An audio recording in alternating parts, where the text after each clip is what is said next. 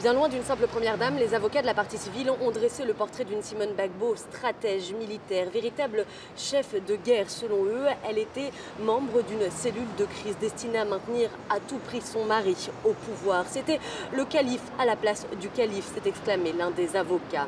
Face aux accusations d'une instruction bâclée et peu convaincante, la partie civile reconnaît qu'il n'y a pas de preuves liant directement Simone Gbagbo à des crimes, mais pour les avocats de l'État de Côte d'Ivoire, le rôle de l'ancienne première dame dans la répression lors de la crise post-électorale ne fait aucun doute. Écoutez.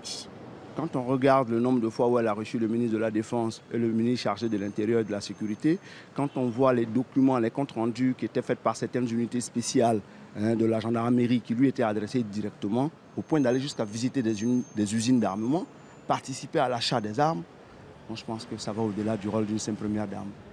À plusieurs reprises pendant les audiences, Simone Gbagbo a nié tous les faits qui lui sont reprochés. Je n'aime pas la guerre, a-t-elle juré, clamant son innocence. Mais ce lundi, elle n'était pas là, comme depuis plusieurs mois. Elle et ses avocats boycottent les audiences.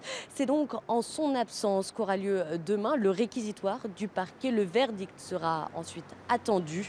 Simone Gbagbo risque la prison à perpétuité.